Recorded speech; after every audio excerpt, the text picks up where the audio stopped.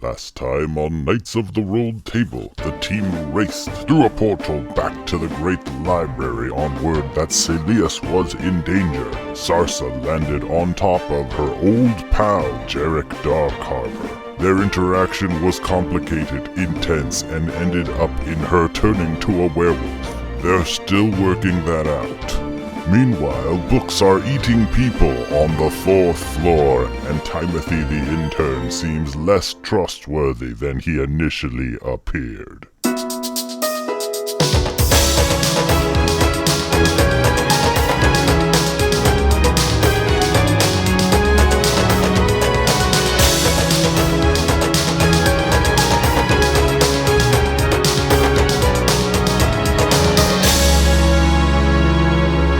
Alright, so you're all in the scroll now. As you all separately arrive in the scroll, within several seconds of each other, what you see is you find yourself on a battlefield. You are not inside of the scroll, as far as you can tell. You're on a battlefield outside. It's huge, ancient. Amidst the smoke, the dust, and the heavy fog, it's nearly impossible to tell where you are or even who you're fighting, but it's clearly a battle. And an ugly one at that. Just the smell of the blood and the sounds of the weapons around you tell you that it's a battle. Oliver, give me a history check. Right. Quite good at that. Well, you lived most of it, so I hope so. 18. 18. Okay, you absolutely recognize this place, but you're not 100% sure why. It is like nagging at you. You recognize it though. Like you were here. Oh, I know this. This is very familiar. This rings a couple of bells. This is a battle that I know. It's tip of the tongue. I could have told you it was a battle. Hold on there, Mr. Dunkharder. I'll think of it. I know you're doing that on purpose. As you guys are trying to get your bearings, another soldier behind you looks over his shoulder and yells, "We can hold them. You go. Get up there and finish this." And he points up, like he gestures at a hill nearby with an imposing figure standing at the top of it. Right, we'll finish it. And who is that up there? Soldier? Go now! And he moves forward to like hold off this advancing wave of enemy soldiers, presumably enemy soldiers, along with many, many other soldiers. Are they wearing like two different colors? Yeah, it's hard to tell. Do we know different hats? You seem to be wearing shirts the same and skins? You seem to be wearing a similar type of armor as the guy who just yelled at you. "You can do this, sir," he says as he charges in. Thank you. Thank you for a vote of confidence. All right. Well, everyone's here. Good. We all got transported into this battle, of which I have a feeling that this scroll is a documentation of this battle, but somehow it's been personified to life, and we've gone inside of it. Similarly to how your party went inside to when I was writing in my diary. Somehow these texts are coming to life as we might be actually in this moment in time. Right, but how do we get out of it? Because this is not where Saeleas is, and therefore is not where we're intended to be. Right, he's inside of a different book, so we have to finish whatever event this is. Maybe the event this is culminating in the battle with this large imposing figure on the fjord there, and we have to do something, and then that will transport us out of this thing. I'm just conjecturing. That's how these things go. All right, sounds good. Let's fight the big guy.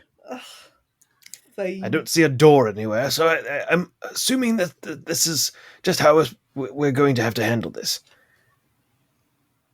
Right, everyone here? We're probably the main characters.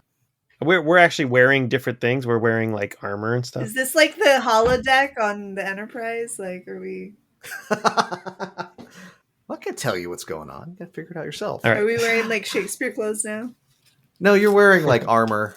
Like if those of you who already wear armor, it's your armor, but it's got slightly different color, slightly different cut, Cool. but it still feels like you. You all look like yourselves. Oliver will run towards the large whatever figure. All right. Yes, Oliver, famous. Ah! Yeah. Jerik runs with him and tries to keep up. Come on. Cool.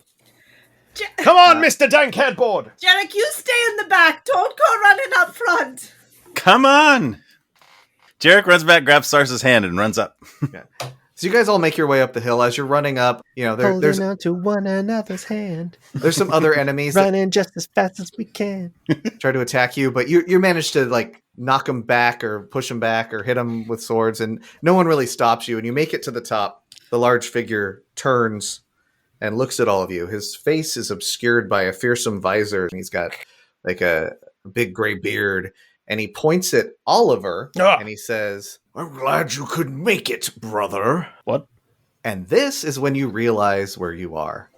You are in a battle that you fought hundreds of years ago, called the Battle of Swords Shrine. And you were there. But this isn't your brother. This was... He wasn't the one who was called out. It wasn't you. You were actually this... You remember, you were the soldier that told your commander... Elar to get up the hill and take care of this problem. Oh, so if I think I'm Elar, I'm putting this together, then would I know the name of this guy? Yes, you would. Elar's brother? Your brother's name is Delnar. In the original history, since you rolled so well, Elar actually loses this fight to Delnar and dies in the process. Ah. But now Delnar is calling out you, treating you as Elar. All right. Listen, my friends. I think I know... This is an actual moment in time, and we have to play this out. Whatever happens, don't step in. All right, Delnar. It is I, Elar, son of Kevlar. Sure, why not? Light of the Eastern Shroud. And I call you out, brother. Is this like a cosplay thing he does, or what's Shut up. Shut up. Very well. He steps forward and... has like a spear in one hand and a large shield in the other, and you'll have whatever you normally fight with, I guess. Yeah, just to make life got easy my for staff. all of us. Go ahead and roll initiative, Chris. Olive. Oh yeah, 24, natural 20. All right, you're gonna go first. He says, "Come on then." Right, let's do it. I'm still hasted. Oh yeah, forgot about that. And Oliver will run forward and make a ton of strikes. Get ready. Here it comes. Ready. I'm going to attack twice with my staff. 30 to hit. Yeah, that hits. Also 30. I rolled 18 twice Also to hit. That's going to be... Do you have a plus 12 to hit? I do. Jeez. First one is 13 bludgeoning damage. This is a magical weapon, by the way. Okay. Then 10. I only rolled a 1. So that was 2 actions. Then I'm going to, with haste, I'm going to get... No, that was my first action. Okay. So I get 2 more. 31 to hit. That hits. 25 Hits. to hit. Damage is 16 and 11. So now that was my second attack. Mm-hmm. Now I'm going to use my haste, which is an additional action. 14. Misses. 18. Hits. That one does 8. I'll use a charge on my staff. So I'll take an additional 2 points of force damage. And then I'll do a bonus action, flurry of blows. That was like bam, bam, bam, bam, bam, bam, bam, bam, like 6 attacks. Just and then I kind of swing the stick down and just go bap, bap, like backhand. Just kind of backhand him twice. Like that Batman meme, like, come on! That's 2 unarmed attack, 12, probably miss. Miss. And 13. Miss. Okay, so those don't do anything. And action surge! Nice. Yeah! Why stop now? Action surge, baby! Action surge is another 1 additional action on your turn. We use 1 times per short rest. Action surge. Here we go. With the staff. 16. Hits. 30. Damage? Oh no, 30 is the 30 other to attack. hit. That also hits. So additional 12 and 12. Is that your turn? That's my turn. Oliver jumps in there and just wails on Delnar, just hitting him from every side. Delnar he's taking the hits, but he looks bad. Goes to one knee for a second, but manages to stand back up. Is that all you got? And then he attacks. Don't flatter yourself, Delnar. He kind of turns back to Randall and kind of gives him a wink like, hey, thanks. You got it, buddy. So he goes at you with his spear to start with. A 18 hit? No. So he misses with the first swing of the spear, and then he kind of turns it around and attacks you with it. Does a 23 hit? Yes. Okay. That's 14 damage. Okay. And then he takes his shield and he charges at you. Oh, how about they? Dirty 20 to hit. Miss. Ooh, Armor class is 22 now. nice. Jeez Louise. With haste. Boy. That makes sense. I just do that thing where I like grab the shield and he pushes against it and I just go back like heels digging into the dirt. He's gonna take his shield and try to he ran. So he charges at you. You manage to dodge out of the way, and then he tries to smack you with the shield. Checked out is going to hit. Nope, it does not hit. So you managed to duck under the shield. So he's not looking good, and he just missed a lot. Elar doing way better in this fight than he did in the original history. And I kind of turn back to my party and I say, so like while he's doing these maneuvers and pushing all this time, I'm like, in the original battle, Elar loses the fight to Delnar. It was a massacre, but I don't know if I should get the original outcome or try to win this battle. Well, we are trying to break out of it, so, maybe by breaking the story, it'll get us out of this stupid scroll. Maybe it'll expel us if we keep changing the ending. What? Okay, thank you, Sarsa. Plus, I kind of just want to see it cream this guy. What say you, Tiburon or Randall? Take him out. Go for it. Okay, Change that's history. Fight to the bitter end, Oliver. all right. What say you, Jerik? Go for it. We'll avenge you if you lose. Well, I might have to lose in order to win, but Yeah. but we'll Go see. with that. All right. Thank you, Mr. Darkharbor. You said it. All right. Yeah. All right, so it's my turn again. Yes. I mean, I guess there's nothing that says that I can't get them to attack. Yeah. So I'm gonna go. I'm still holding onto a shield. I'd like to use shove or grapple. I basically want to take a shield, kind of swing him around towards Tiburon. Okay. So it slingshot him around. So Tiburon just has like a and batter up. Sounds like a strength contest to me. Tiburon, stand ready. And I'll just what do I do? Roll strength. Yeah. Okay. Can't be dex. Nope. Okay. Oh, not bad. 23. That beats me. I got an 18. Sweet. All right. Shot put. Yeah, so you swing him around, and actually, you manage to hang on to his shield, and he, loses his balance and stumbles towards Tiburon. Tiburon, if you want to take an attack, you're welcome to. Oh yeah, let's do it. I'm just gonna go for a bunch of stabs. We got a 25, 27, and 29. All those are going to hit. Good. 45. Okay, how do you want to do this? Ooh. I Describe your guess- victory. I guess we'll say I go for 2 stabs, and then the last one will be just sort of both swords swing and see if I can get a decapitation, a dramatic decapitation going.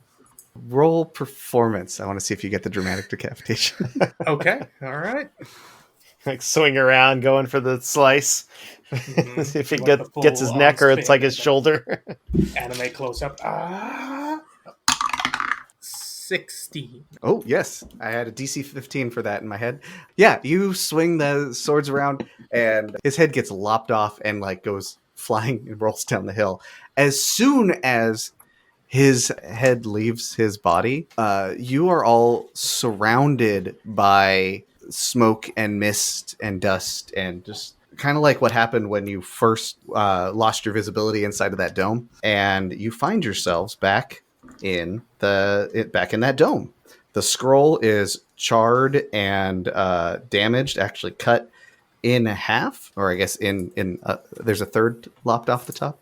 However you decapitate a scroll, that's what it looks like. In twain. Yeah, it's split. Shredded? Twain. Yeah, it's shredded scroll. But We got out. you get a massive like wave of psychic energy like comes out of the scroll, and you all take 14 points of psychic damage. And then Tiburon and Oliver, since you specifically attacked him, you each take an additional 10 points of psychic damage. Oh. My head. I'm assuming that, like, since Jerik and I, we have resistance, but we're both taking damage, that it's still just 14 I don't know how each. warded bond works on that kind of thing. No, I think only he takes damage if you take damage. I don't think it goes the other way. If I Yeah. So it was 10 psychic damage? it was To both? 14 psychic damage to all of you. And then Tiburon and Oliver got an additional 10. But we have resistance. Okay. So Sarsa takes 7. I would take 21. But 5 of those will be my temporary aid. What? Everybody roll insight. I'm so good at Oliver that. takes a knee, is just kind of taking a minute to my temples. Oh, that smarts. 14. Baby. 23. 19. 7. 14. Those of you who got over 15, you have a strong suspicion that psychic backlash was from not completing the story correctly. Boo. Why on earth did that happen? We made improvement. You know, so remember when I was like, oh, let's do the different thing than how the story's supposed to end? But You apparently told me there's to win! consequences for that. I could have easily not won. I mean, it felt really good. I don't know if not winning would have necessarily turned out better for you, but I think this is the story ending wrong, Next right? time, let's see if we can follow the story, but also manage to not die in the process. Next time, we have to go inside another book or scroll. Yeah, the skinny book is still there. Well, there's that one. Just saying, if it happens to happen that way, I'd like to find the one that's got the buffer fella, the long flowing hair. That seems a little bit more my speed. Are the cow and the horse and the duck still in the dome? Yeah, there's a couple animals wandering around, but ultimately the skinny book has like backed all the way up against the dome in the direction Sarsa that you sense Saeleas is in. Like it almost seems like it's going through the book, and it's like trying to get out of the dome, but it's Stop that book of animals! I is gonna sprint towards the book. Jared just follows. to save time. I'm going to say the book eats all of you. Ah! You guys all run to attack, and the book goes jump and it eats you. You find yourselves in a forest town. Everything is colorful and bright. The sun is shining and has a happy face on it. And there's anthropomorphic animals all over the place, including yourselves. Sarsa, Yeah. you're an anthropomorphic seagull. Tiburon, somehow you're on land, but you're a shark. Oliver, you're an elephant. Oh, my goodness. Jerik is a pig. And Randall is a possum. Yay. Nailed it. You're all walking towards a clearing in... Wait.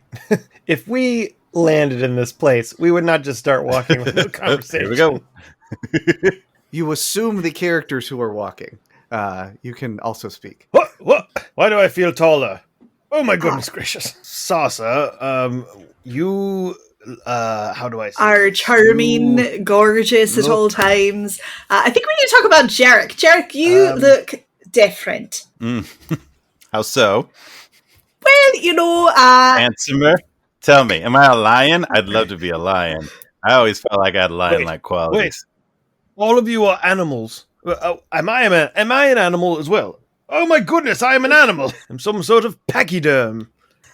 yeah, these would be feathers. You know, I've been doing a lot of changing into animals lately. I don't know that I really like it. All right, I have a theory. Remember we went into that big book and it was a big war and it was like a history? Maybe this was a thin book, right? Maybe this is some sort of anecdote or nursery rhyme or children's tale. Well, please tell me it ain't poetry. Well, I don't. I mean, we all know a lot of poetry about animals that we read to our children or grandchildren, but would we DM, can't would stand would poetry. any of this ring a bell in terms of like, the elephant, the duck, and the muskrat? Like is it a common tale, or is this like recognizable at all? I don't think what you've seen so far would ring a bell. I'll have you roll a history in a little bit, but not yet. Okay. Y'all, what do I look like? Am I like a bear? Some sort of like fierce, like warrior creature? Maybe I'm like a wolf, or I don't see fur. I mean, I'm pink. I'm just like regular colors. What do I look like? Can you tell? Well, you got a wee little curly-Q tail there on the end of you, and He like tries to look behind him and he can't. You are a swine, sir. Oh, You are a man. swine. All right. Does anybody know how this book ends? We don't want to do it like the last time. I'm sorry, you couldn't be a majestic eagle like me. You are beautiful and appropriate. Sure, we'll go with that. Yeah. Well, the only one that didn't change was Roderick. Who, me? No, I'm completely different. Randall. Oh, Randall. Sorry, I'm still getting used to all of your names. I'm nothing like my former self. Does he look like different? Like, is he less of like a Trash panda. is his species actually possum, or is it kind of like an Aarakocra where it's like a bird but a humanoid bird? Like, he'd be more like that, right? So like in this instance, he's turned into a literal possum, or does he look exactly You're all the same? anthropomorphic versions of these animals. Oh, Which is why Tiburon is able to like walk around, given that he's a shark. got it. Okay. Yeah. Now we're cooking. Okay, I misunderstood that. So then Randall doesn't look any different. He's cute. No, you're usually like a possum man, and now you're more like a man possum. Man possum. Okay, I got it. Yeah, got it. Crystal clear. Tiburon, good man. I don't mean to alarm you, but you seem to have the head of a Shark. You're a super a cool great- red shark. Just like you were. I can't be a shark. How can I be walking around if I'm a shark? Sharks ain't got legs. You have a shark head, but a gray, muscular body. Like a land shark. It's pretty rad. I want to attempt to fly. She's not going to say anything. I'm just going to start flapping my wings and see what happens. You get like a foot off the ground. Hey! Look, you lot, I'm flying! You're also getting real tired real fast. I'm a wee bit winded, but I was hovering a little bit there. I bet I could glide. Well, I suggest we. It seems like we're on a path towards a town, so why don't we go into this place and see if we can figure out what's going on, so we can get out. So you guys progress forward, and as you enter the town square, all of the anthropomorphic animals have disappeared for a moment, and then they all jump out and yell, "Surprise! Ah! Happy birthday, Randall!" What? Yay. Randall, is it your birthday? Yeah, I didn't want to say anything. Hello, Knights of the Rolled Table, and thank you as always for listening. I think this episode is like technically almost back on a release schedule, which we haven't had for like the whole summer, so maybe I can keep that up. Probably not. Happy birthday to Jeff. It was Jeff's actual birthday when we were recording this particular episode, which is why we made it Randall's birthday in the story. And so thanks for being a good sport and recording with us on your special day, Jeff. I wanted to do another little shout out to an old friend, Ethan, who operates a website and Instagram account and other things called Lyres for Hire, Lyers, like the instrument for hire. And he does all sorts of stuff. He's a DM who lives in Chicago, does like DM for hire stuff and other things. But what he does on all of his social media, it's really awesome. He's on Instagram and whatever your social media you're on, see if he's on there, Lyres for Hire. But he publishes all these like idioms and like phrases in thieves' cant and just like ideas for like like Magical Pets in Taverns is one he's published. I'm looking at a bunch of stuff he's put out, and it's just awesome little bits of D&D culture and language. So I'm going to click on Magical Pets in Taverns, and he has one called Beelzebug, a powerful magic firefly who was somehow granted a contract with a greater fiend and now works as security at the tavern, often called the Fireball Fly, as they sometimes flicker threateningly. What a great idea. It's just like so much stuff like that. Witch idioms, scion idioms, night idioms, fun tavern ideas, weird warlock patrons, catfolk idioms, cleric idioms. Let's look at druid speech. So he makes up phrases that might be used by this group of people, like bite the falling apple, which would refer to trying to snatch a last-minute opportunity. It's just amazing. I love how his mind works. It's such a rich amount of stuff. So if you're DMing and you're going to visit a dwarf city, then you can print out his dwarf idioms and you can just sprinkle in some like amazing dwarf cultural language that he's created. And so check it out, Liars for Hire, and thank you so much, Ethan, for all your great work. And for everybody else, take care of yourself, take care of each other, and make life an adventure. Oh, man. Why didn't you tell Yeah, us? there's a little bit of adventure and get in the way of celebrating a birthday there, boyo. Oh, that's okay. Well, how old are you, Randall? I'm 9. Really old for a possum. I don't know how it works for possum. So Well, old. they don't have a very long shelf life, as it were. The life expectancy of a possum, traditionally, is just the animal version. Now, I'm not sure about the humanoid version, but, well, I guess that tracks. It's usually much less. We tend to get ran over by cars a lot more. What? Cart? You mean carts? Yeah, that's what I said. Well, good on you. Happy birthday. Happy day of your birth, then. I'm going to whisper to Sarsa, like, distract him a minute. And I'm going to go off and look for some real nice garbage to bring him. Can I go out and search for garbage? Is there a roll for that? Roll investigation. All right.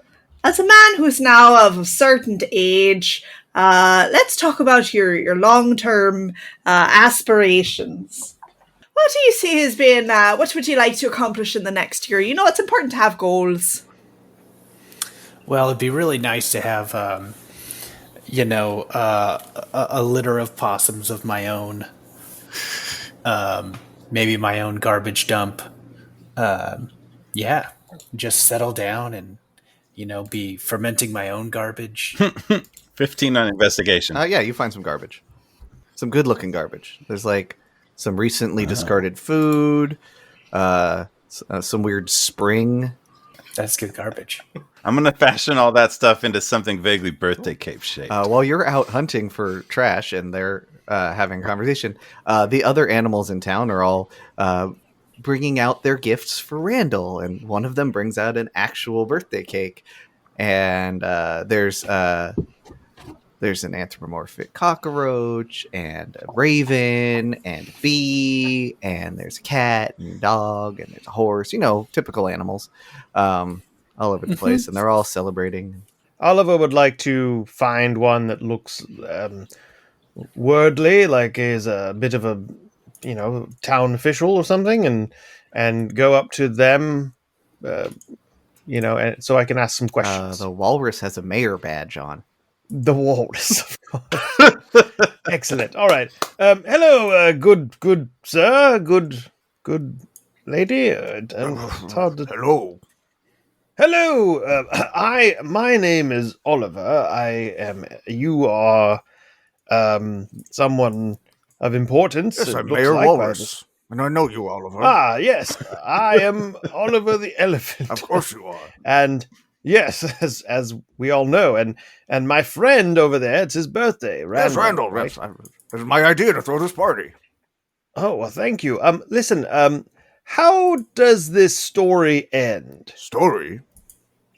I mean, what normally goes on in the town here? What's happening today besides the birthday? This is all we have planned for today. Normally we frolic and we're merry, and today we're having a party for Randall because it's his birthday.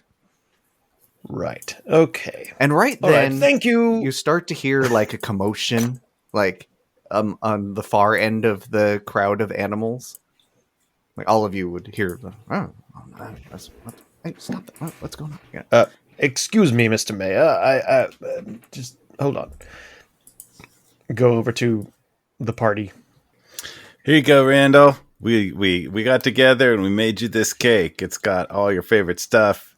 I see the townspeople made you that cake, but we just thought you deserve something special. Careful, there's a spring in it right there, and I think that's a banana peel. Oh, Or an orange.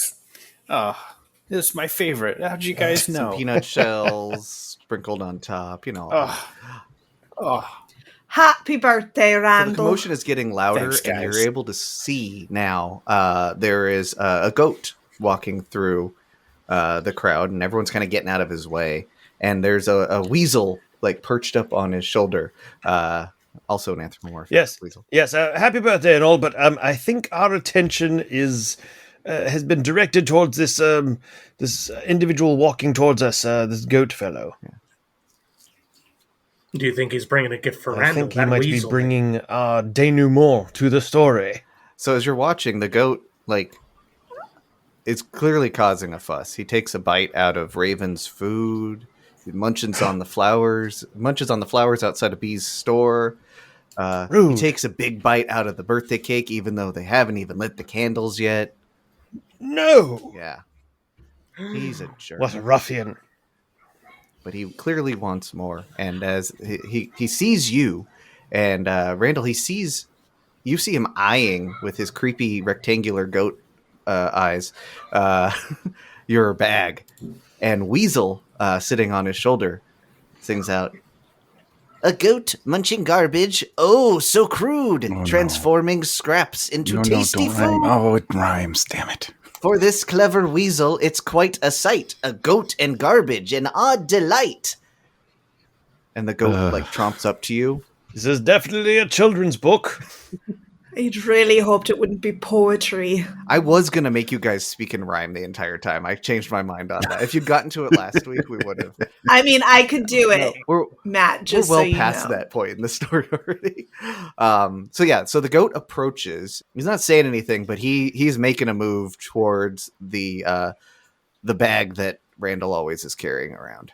I'm going to kind of clutch it a little tighter, kind of double put it under his arm. Wait, my trash bag or my other bag? What's the other bag? Never mind, just my trash bag, I mean. The bag Yeah. where you're always pulling stuff. Your bag of holding that you always have. That thing. Okay. Yep. That bag. Gotcha. And he's like, he gets up close and he's like sniffing. I assume goats sniff. Even though you have it in your armpit, that doesn't seem to deter him. And he starts like trying to like paw into it. And Weasel says, have a care. Won't you share? Sure. Kind of like reach in and like take out like an old apple core and like give it to the goat. Yeah, here you go. The goat eats it, and Weasel says, an apple core? We want more. Okay, how about this old orange? An orange peel? How do you think that makes me feel? We want food. Give us stuff. Wow, he's It good. is good. Randall, give him this persimmon. Okay, how about this persimmon and this piece of silver and this swatch of So you keep purple?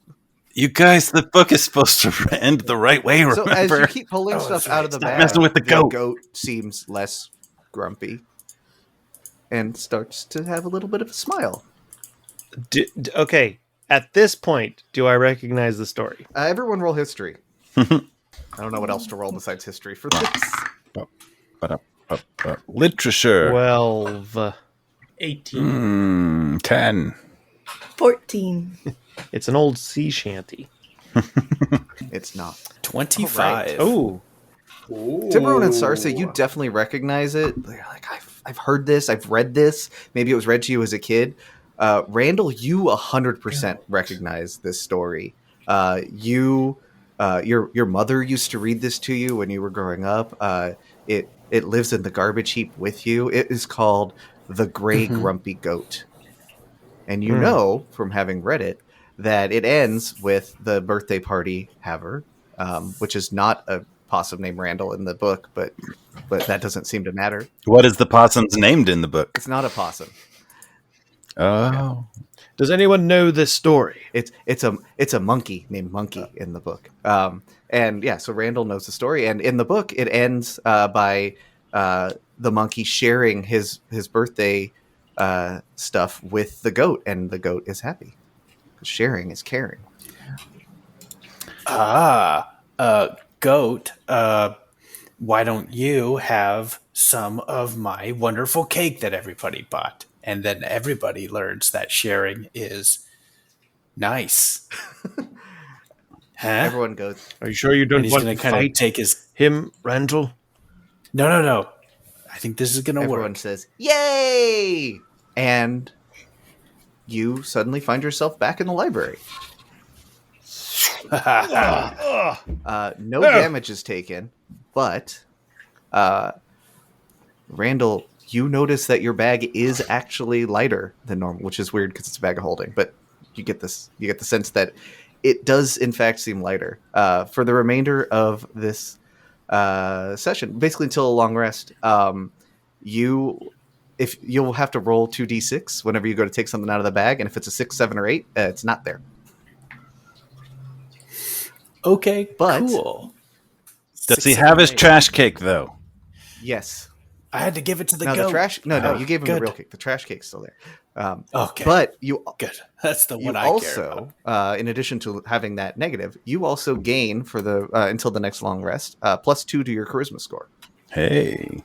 Yes, I'm now likable. So yeah, so you're all back in your normal shapes, back in the library, kind of looking around. I'm not an elephant anymore. Goodness gracious. Whew. I feel lighter. You see a couple of surly-looking teens lounging, leaning up against like the side of one of the book stacks, or bookshelves rather. Book stack would fall over, and they say, "You're too late, you know. He's already won. You should just give up." Sounds like you need some cake. Would you like some cake? No one wants your cake, rat. Oh. That's not a very nice way to talk to somebody on their birthday. Now, you tell Timothy that he can shovel it, right? Because we're coming for him. And compared to some of the things that we've been up against, he's nothing. He's just a small fry. They scoff at you. Actually, you know what? Roll intimidation. Let's see if they scoff at you. Oh, no. That was a nat one. They scoff and say, They're going to scoff hard. like this old lady knows anything, and they Oh, no. They both- Jerik takes a step back from them. both pull out their wands and they point them at you. Sarsa specifically for that crack. They cast a spell. Jerik takes a step forward when they pull out wands. 28. Ew, that's like ancient. One of them's going to cast Acid Splash at you. Roll a dexterity saving throw. +5. And anyone that's within... and I guess Jerik also, because you're standing close by. Go ahead and also roll a dexterity saving throw. That'll be an adjusted 27. Oh, man. 17. Okay, so those both miss. You both manage to jump out of the way of it. The other one, the boy, casts Frostbite at you. Roll a Constitution saving throw. +5. Do I get +5 on that one? Yeah. That'll be 18. Cool. You succeed on that one as well. Whew. So you were scoffed at and made to feel old, but you didn't take any damage. They say, it doesn't matter what you do. You've already lost. And then they just turn their backs on you and walk down the stacks. Has anybody read this book? Because please tell me it's a book where these kids get their heads smashed together. I don't think this is a book. I think this is all psychic or some sort of mental projection. They're feeding off of fears of ours. So do we think there'll be any psychic damage if I smash their heads together? Because they were punks. I don't know. Sarsa, do you still have your locate creature on Saeleas going on? It's good for an hour. They walked in the direction that your spell is telling you that Saeleas is. Now listen, we probably got off on the wrong foot. Oh, they just totally turned their back on you and just walked down. Like they're just going. Well, lads, I will say that I am still tracking that Saeleas would be in the direction that these little punks are walking, so maybe we head after them? I mean, Jerik, if you're thirsty for a fight, we could take them on, save ourselves some trouble later on. All Or right. perhaps it's better to conserve our strength.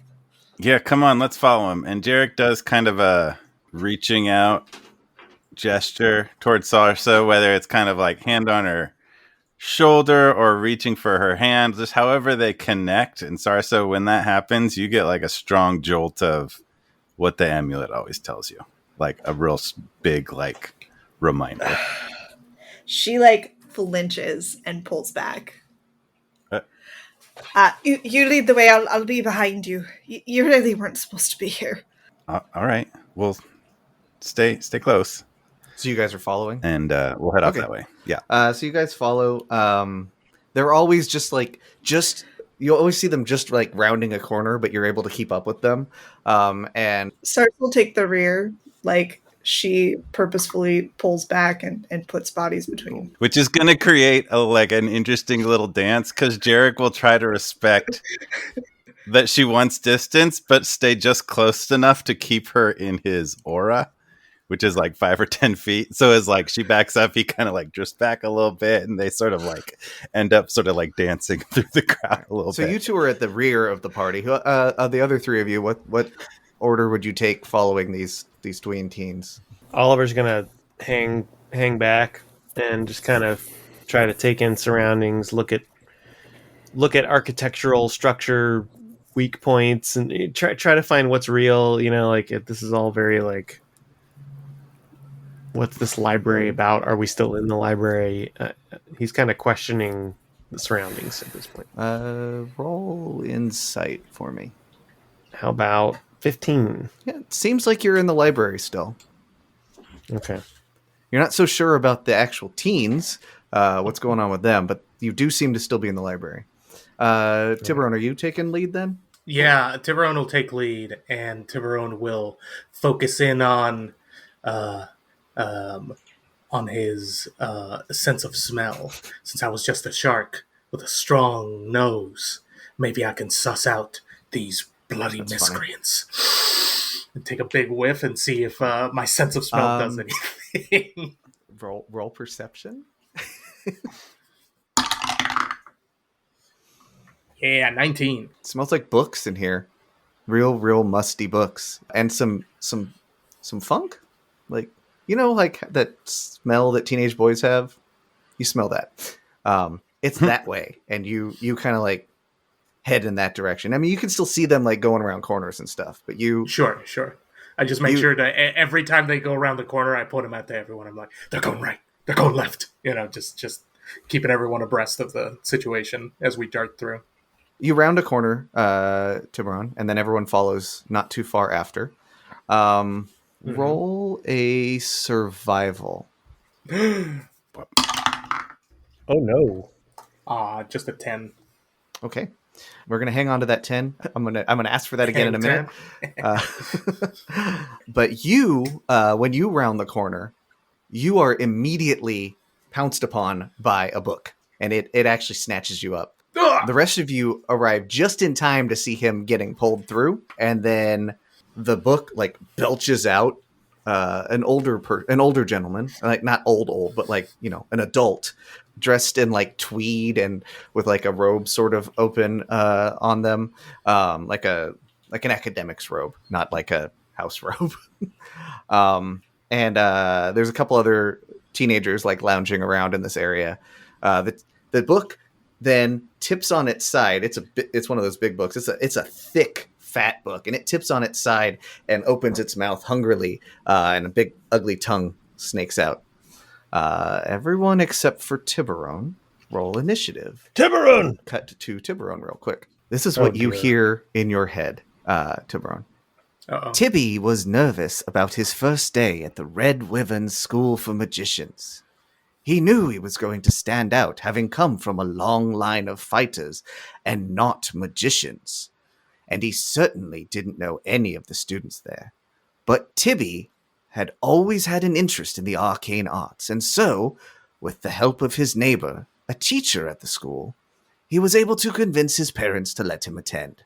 Looking up at the vast, shining school, Tibby steels himself and crosses the threshold into the school proper. And this is where your survival roll is going to come in play. Because you rolled low, as you're crossing the threshold into the school, trip and fall flat on your face right in front of everybody. And all of the students point and laugh. You even see a couple of the teachers like, cover their mouths and like snort, laugh. And you kind of pick yourself up. But we're going to cut back outside. We're going to come back to you throughout. So back outside, we've got a bunch of really bad initiative rolls. You guys are all going to be after the other creatures. Who was second? I guess Just awful. I mean, we rolled awful. Yeah. I guess, Randall, you were second in that pack based on where everyone else said they were. So the book is going to go after... I hate books. I've only read that one. The tongue lashes out towards you. 18 to hit. Yep, that'll hit. So wait, we're fighting a giant book. And another giant book? There is a giant book, a fat one this time, as opposed to the skinnier scrolls that you've had in the past. Okay. And also there is an adult and several teenagers. The book just happened to have the highest initiative, so it went first. So the tongue lashes out, and it grabs you and starts to pull you towards its mouth. You are grappled on your turn. If you make it that far, you can attempt to escape, but not yet. Okay. So just grappled, no other. You take 7 bludgeoning damage. Thank you for reminding me. The adult, you see him concentrate for a moment, and then he shapeshifts into a giant ape, and he charges towards, let's go with Oliver. Oh my goodness. He is very large, and he is going to first try to punch you with his fist. That is a 21 to hit. Yeah, that hits. Okay. You take 22 bludgeoning damage. Yikes. Yeah. He's going to try to hit you with his other fist, but that is a 12, so I'm assuming that's going to miss. That will miss. Okay. The ape just kind of stands in front of you. Ooh, who's up next? Jerik, you are actually up next. All right. Are these the same surly teenagers or different ones? 2 of them look like they're the same surly teenagers. But there are other surly teenagers as well. How many surly teenagers am I looking at in total? All told 7. Okay. I'm gonna walk up to them and be like, listen up, you kids. And man, I don't know, probably not hit them with swords, but they did shoot acid at us recently, so they're definitely swordable, right? He will cast, I don't have any good spells for scolding children. So he'll cast Bless on Oliver, Sarsa, and since it's his birthday, Randall. So that'll be an action. Add D4s to attack rolls and saving throws for the next minute. That's his action, and he'll just get in front of the surly teenagers and be like, listen, you kids, I know you think you're cool, but when I was your age, I thought I was cool, and you know what? I wasn't cool. And so you're not what cool you really now need either. To do, what? Yeah, maybe, but I can show you a thing or two. And he just sort of ew. He's gonna do his best to sort of just take up their attention over there. Cool. I'll say the two specifically that had attacked you before are the 2 that you were because they're all kind of scattered around. So I'll say you went at those 2. All right. Yes, I did. For sure. It's going to be the student's turn now. All of them. Hey, Matt, could I have used a reaction against the ape? I have a reaction when a creature misses me, a battle maneuver. Sure. Just retroactively, I don't think it's going to do much, but so it's riposte. When a creature misses you with a melee attack, I can use my reaction and expend a superiority die to make a melee attack weapon against it. Oh, okay. And then add the superiority die to the attack's damage roll on a hit. So I'm going to try to hit it. 30 to hit. That's going to hit for sure. Yeah. Mm-hmm. Mm-hmm. Okay. That'll be... So 12. 12 damage. A bludgeoning. All right. He takes the damage. Take that, primate! 7 students is too many. I'm going to retcon it and say 5. The 2 that you had and 3 others. It's too much for me to handle. If it helps, if You can just kind of roll for all of them. Oh, I am. And they all do the same thing. Like teenagers do. So there's the 3 that are not immediate that Jerik did not accost, and then there's the 2 that he did. So the 3 that didn't, I'll turn invisible. The 2 that are in front of Jerik, they're going to do another. They're same moves that they did before. So give me a dexterity saving throw for the acid splash, and if Sarsa is within 5 feet of you, also her. Oh, crit! That's a 32 for my dex saving throw. You dodge so well that you even managed to dodge. So Sarsa doesn't even need to roll. Like that's Collect all the acid, push it back at them. And then the other one does its Convenient. What did I do before? Frostbite? Yeah. So give me a con saving throw just from Jerik. 11. That hits you. Okay, you take 9 cold damage, and you have disadvantage on the next weapon attack roll that you make before the end of your next turn. That will bring us to Oliver. Yes. Okay. Well, I am engaged with this ape, so I will attack it with my fervor and my staff of striking. Alrighty. Twice. 17 to hit. That'll hit. And, oh dear, only a 14 on that one. That'll also hit. Oh, all right.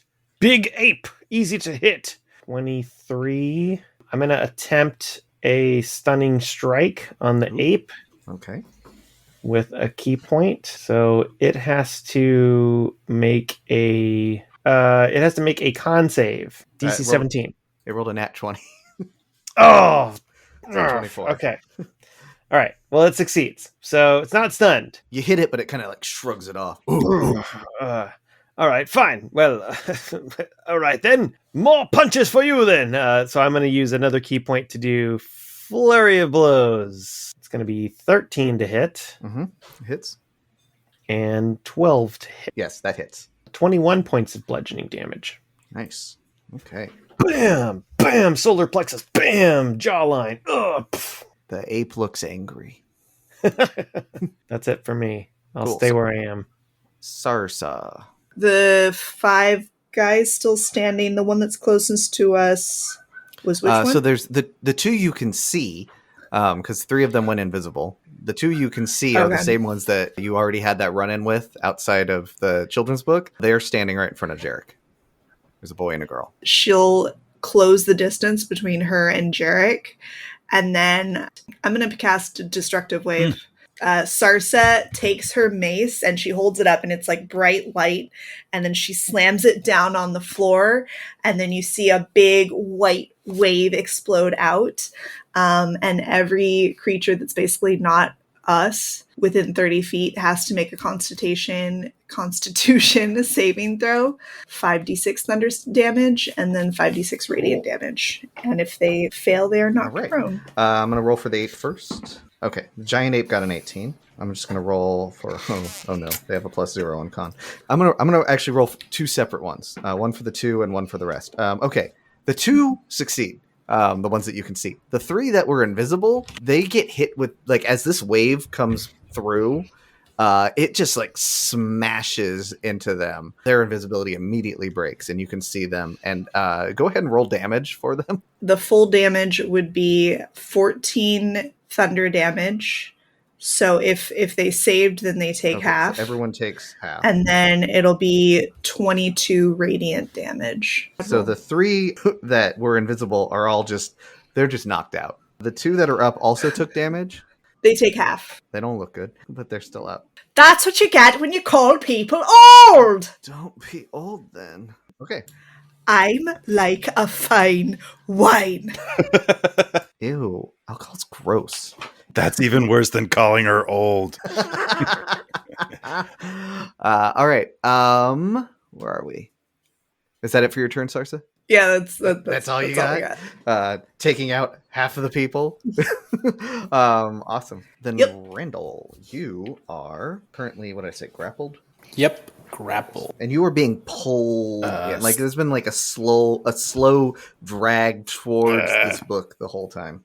All right, well, I can't do anything if I can't get out of the grapple, so I'm going to try and get out of the grapple. That's just a strength Yep. check. 11. It Strength. doesn't work, and you are pulled into the book. No. The book closes, and the little tongue goes and like licks its pages. I don't know. Oh, no. Cool. That takes us back to the top of the round and into the book, where we find Tiburon standing in the orientation room. In the orientation room, Tibby stands isolated from his fellow classmates. He sees a sea of students broken off into their own individual cliques, pointedly ignoring him. And several of his teachers are milling around near the front of the room, admiring a statue of several figures that surround a golden teardrop. Feeling awkward in his own skin, Tibby looks around and realizes he's nearly a head taller than any of the other students he sees, who are all giving him sidelong glances. But he sees a familiar face, his neighbor, Professor S. Tiburon, you will immediately recognize this as Saeleas. Saeleas, it's me, Tibby. He's like across the room, so you're going to go over to him? Oh, okay. Yeah. I move over and then Yeah, I you whisper across the room, Saeleas! All right. As he makes his way across the room to say hello to the only person in the room he knows, his way is suddenly blocked by a weaselly-looking boy, flanked by several large, but still smaller than Tibby, of his toadies. Roll insight for me. Insight. Okay, all right. That is going to be a 17. You're pretty sure that's Timothy, Time but like a younger version of him. look He less says, scraggly. "Oh, if it isn't the fighter boy, Tibby, are you sure you're cut out for this? Magic is more than just punching things, you know." And everyone in earshot laughs. As this happens, this is right when Randall shows up, having also gotten pulled through the book. He shows up like right next to you. Randall. Don't eat me. Oh, hey, Tiburon. You might have your spells and whatever, but I've got Randall. He's a real sorcerer. Oh, you're familiar with you? How cool. That was sarcasm, in case you were too dumb to realize it. Hey, you kids got a bad attitude, and you better ship up or shape out. Tell him. You guys look like you're about to come to blows or some sort of fight, but one of the teachers stands up and says, "Okay, now everyone sit down, sit down. Time for orientation." Tiburon, you look around, but you don't see Saeleas / Professor S anymore. He seems to have wandered off. I tell Randall, I think I spotted Saeleas, but I don't see him no more. Just stay with me, all right? The older teacher starts droning on about rules and the special statue, but you guys are talking amongst yourselves and tuning them out, as are most of the students in the room.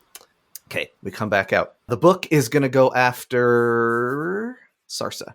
It's a nat 1. It misses. It like opens its mouth to like grab you with its tongue. And you know that thing when like your jaw locks up? You're like, that happens to it, but it's a book. Its spine cracks. Did anyone feel a breeze in here just now? Or is that just me? Book is done. Ape is going to continue its fight with Oliver. Going to hit you with a fist. That's a 27 to hit. That will indeed strike me. Rolling really well with him. 12 damage, bludgeoning. And then it's going to swing it with the other fist, which misses. Bah. Are you gonna take This is reaction? another round, right? Yep. Okay, I'm going to use another superiority die to attack it. Great. Ah! Dodges, weaves, attacks. 19 to hit. Hits. 19 bludgeoning damage. Alrighty. And it goes to Jerik, standing in front of the 2 remaining students. All right, because they're children, I'm going to do it non-lethally. I'm going to hit them very hard so they don't stand back up. Okay. So I will attack. 2 attacks, hopefully one and then the other to finish them off. First attack, 28. That's going to hit. That's going to do 16 damage. The boy that you just hit is like, he's staggered, but he's still up, but he looks a little like cross-eyed. Not looking good. Yeah, I'll just finish him off then. So I'll hit him again. It's I rolled a 1. So I think on an attack, that's a fail. So yeah, that'll miss. And he kind of like, you missed. God, you're so annoying. Why don't you stop? It's their turn now, unless you have more to do. I mean, could I bonus action something? Shove him with a shield. I haven't used any movement. Can I just try to like knock him over? Knock him to the ground, see if he'll just like give up? Sure. Do whatever I Give me can a to strength convince him to check. like give it up, stop being such a jerk. Go ahead and give me a strength roll. 18. 17, so that works. You knock him to the floor, and he was at 1 HP. Like, you almost knocked him out with the previous hit. So that's enough. He hits the ground with just enough force where he falls on his butt, and then he just falls back, and he's out. So I'll turn to the other one and be like, you want some of that, or do you just want to stop? All right? You could study. Maybe you can do some volunteer hours. There's a lot of better ways to spend your time. Is that the end of your turn? Yes. She doesn't have any quippy comebacks for that one. Nice. I'm making progress. But she does take a step away, but she misty steps away and ends up on the other side of the room. And then it's going to fire. Which one was she? She was acid. She's going to fire the acid at you. So go ahead and give me a dex. Who? Me? Yeah, you. Yeah. Kids today. I know, right? 19. That will. It's going to miss. Not going to happen. Is anyone within 5 feet of you right now? I am. Dex saving. Sorry. That's going to be a 7. 7. Okay, you are going to get hit with some acid damage. Oh, wait, but I'm plus 5 to saves, right? So it'll be 12. And I can use my, hang on, don't tell me, because I can use my D4. That'll be 12 plus 4, so it'll be 16. There we go. That succeeds. Yeah. Not hit. Yay! You needed that last little bit, though. So good job. Yeah. She's like, whatever, lame. I don't know what kids say these days. I have a teenager. I should know these things. Okay, so that's their turn. There's no other kids. It's going to go to Oliver. I'm still engaged with the ape, who is beating me very solidly, and I am a bit jealous of Sarsa, who is taking care of some opponents, and I am still battling this beast. I don't like battling beasts, for the record. I generally am a fan of beasts, but this one is unusually aggressive. So I just want everybody to know that it's not good to fight the wildlife. I will say, after the last round of hits, he's not looking great anymore. All right, I'm merely going for an unconscious attack. I don't want to kill it. I just want to knock it out, so to speak. So I'm going to take my staff and hit it over the head. That is going to be 20, dirty 20. Hits. Second attack will be an 18. Also hits. 29 total damage, bludgeoning. Still standing, but not well. I'm going to use a key point to once again have them attempt to do a con save for a stunning strike. 12. 12! That fails! So it is stunned! I'm stunned. Excellent! Until the end of my next turn. Cool. So I will... that's good. I will take the advantage to use another key point to attack it with advantage. Do it. Now that it's stunned. Unarmed strike. Plus D4. 3's 19 to hit. It's going to hit. 127 to hit. Also hits. And 11. So 22 additional points of bludgeoning damage. Just knocks him out. Oh! The giant ape falls to the floor and like shrinks in on himself and becomes the adult in the like tweed and the robe. I don't feel so bad now. He was a pompous gentleman all along. On the floor. If I see Saeleas or the other guy, the Timothy, that I don't think I've seen Timothy before, but from descriptions. Yeah, I don't think you would have. So, oh no, yeah, you did. He was in the library when you came back. After they all came back from their time travel adventure. Yeah, you hung out with him a little bit. Okay, I'll make my way towards the action there. Sarsa, your turn. You've got a book near you and a student on the other side of the room. A snotty teenage girl. Well, I'm a little underimpressed with the book, and it's personal with the students. So I'm going to cast Sacred Flame on the student dex save. 8.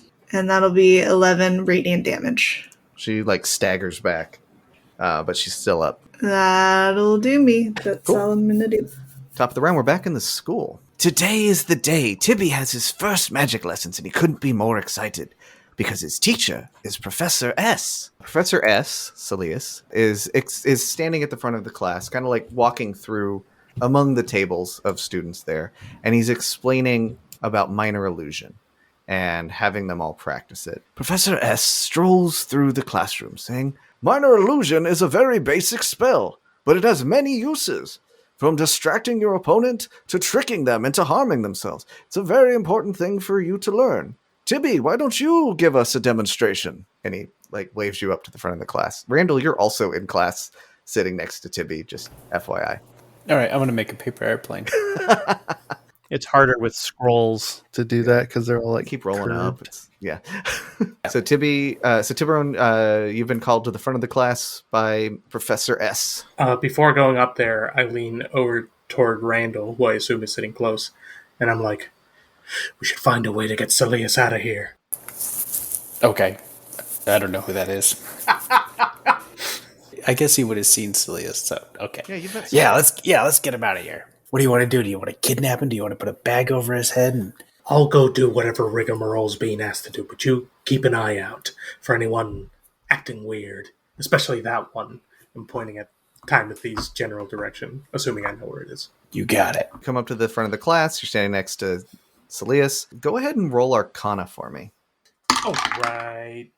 19, baby. Cool. You manage. What is the illusion that you would cast? Something small. Oh, I'm going to do an illusion of Timothy, but getting smaller and becoming a weasel.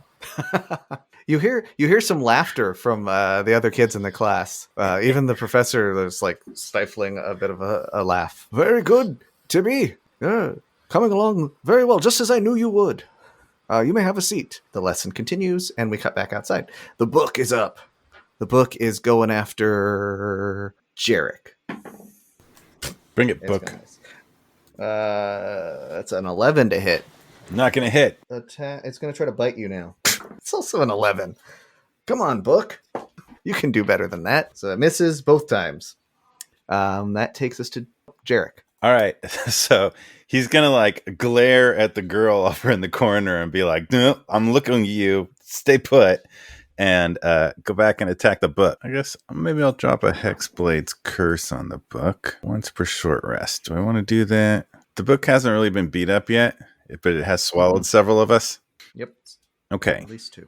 I mean, I want my friends that the book ate back, so I'm probably thinking a little bit in terms of like, do we need to go in there? Can I make it throw up? Can we?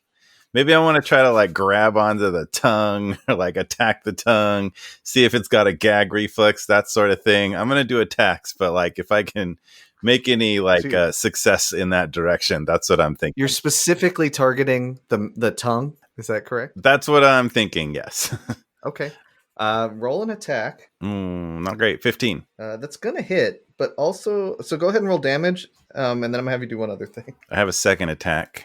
Damage will be 12. Give me before you do the second attack, give me a strength saving throw. 16. The tongue tries to get you, but it does not succeed. Okay, go ahead and do your second attack. Oh, it's almost a crit, but instead it was a 2. So 13 total. It was almost a crit, but it was a 2. I know they're right now. I was using virtual dice, and it did the thing where it like was on the edge of a 20. Yes. Sorry. What was the total attack? 13. That hits. Plus a d4, but that doesn't matter. Next damage, 11 damage. And you're still going after the tongue there? Yes. Then give me another strength saving throw. 20. You're good? All right. It is the girl's turn now. She is mad. And she is going to shoot. She's going to splash the acid. She's going to go throw it right in the middle of all 3 of you guys. Dang it. So, Jerik, Sarsa, and Oliver, please give me a dexterity saving throw. Teenagers. Plus d4 for each of you, plus 5. 15 for Jerik. Okay. Did you do another D4, or is that the original one? That is the d4 for Bless, plus my 5 for the aura, if you're still close to me, which you might not be. They would be if they're getting hit by the... Yeah, they're all like right next to you all right. at the moment. So Big you got bonus. a 15. Sarsa got a 14. Actually, Sarsa's Oliver? +6 because we still have warding bond. She's going to be real hard to hit. I got a 21. Cool. The acid splashes, but none of it actually hits any of you. She's like, ugh! Crosses her arms. Looks more sullen, if that's possible. We are on Oliver. You got a book and a girl. You're near the book. Girl's on the other side of the room. The girl who just tried to splash me with acid and a book that presumably ate 2 of my party members. I will jump in the book. Okay. Sploosh. You're in the book. Hey! I was fighting that! Are we going in the book? To Sarsa, are we going in the book? It is Sarsa's turn. I guess we're going in the book. Okay, let's do it. It's not Jerek's turn yet, so Sarsa jumps in the book, but Jerek's still outside. So it's just you and the girl in the book left outside, but we're going to cut back into the book. Tiburon and Randall, what you guys would see is that as you've been going to school there for the last couple of months, the school I'm seems sorry. to be like... We've been going to the school for the last couple months. Yeah, it's been some time from your perspective. It's like that episode of Star Trek, The Next Generation, where Picard has the flu. No, Yeah. that's Yeah, but what you've noticed is that like the school, which had been shiny and new and pristine, is starting to look corrupted and gross and like crumbly, and there's fewer students and teachers around. No one seems to be acknowledging this, but it's just what's going on. Tibby and his 3 friends are sitting in Professor S's office. Tibby's hand is wrapped in a bandage. Professor S says, "Tibby, you know that students are not to touch the tear of the druid's statue. It is dangerous magic, far too powerful for one such as yourself. You mustn't let yourself be goaded into this foolishness by the other students. You're better than this. Why, if I hadn't stopped you from grabbing the tear..." And he looks up and notices Sarsa for the first time. You see like a twinkle come back into his eyes for just a second, like the Saeleas that you know. And he shakes his head. He grabs you by your shoulders, Tiburon. He says, "Tiburon, you must get the tear before the book ends. Remember, you're more than just a fighter. Use what you've learned." And then he's back to Professor S. "Why, if I hadn't stopped you from grabbing the tear, it would have been very bad for you to touch it. It would have been bad. Don't..." And then he grabs his head and falls to the floor with a scream.